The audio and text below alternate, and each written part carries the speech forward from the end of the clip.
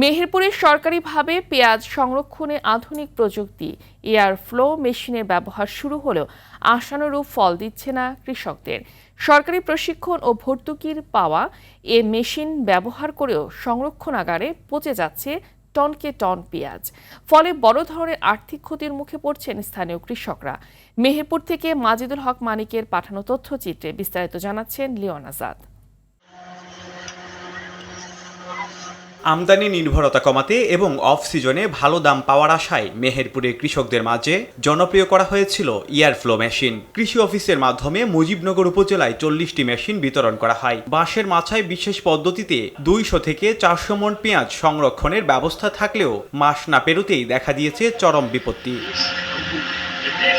কৃষকদের অভিযোগ, প্রশিক্ষণে শেখানো সব নিয়ম মেনে পেঁয়াজ রাখা হলেও পচন ঠেকানো যাচ্ছে না। এদিকে সমস্যার কথা বারবার কৃষি অফিসে জানানো হলেও কর্মকর্তাদের পক্ষ থেকে কোনো কার্যকর সাড়া না পাওয়ায় অভিযোগ চাষিদের। তারা কোনো পরীক্ষামূলক সংরক্ষণ না করে এজেন্টদের সাথে একটা হাত মিলে সরাসরি কৃষকদের মাঝে মেশিন সরবরাহ করে, যে মেশিনের মাধ্যমে পেঁয়াজ সংরক্ষণ করার পর অধিকাংশ কৃষক ক্ষতিগ্রস্ত।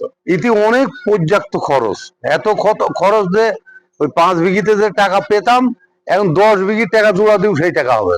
পছন্দ ধরার পরে আমি কৃষি অফিসারকে বলি যে আমার কি পেঁয়াজে পছন্দ ধরেছে, তো কৃষি অফিসার বলেছে যে যদি না থাকে তাহলে বেশি দিতে হবে। কিন্তু এখন যা বাজার, আমি পেঁয়াজ বেচতেও পাচ্ছি না, আমি ঘরে রাখতেও পাচ্ছি না, যত হাত দিচ্ছি তত পচা।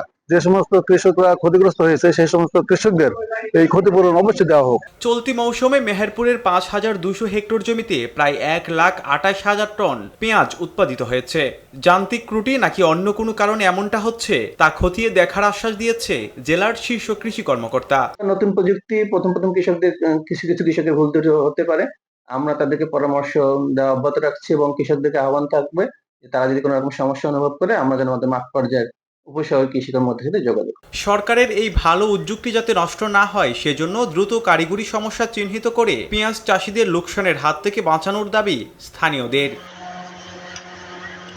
Leone Azad, RTV।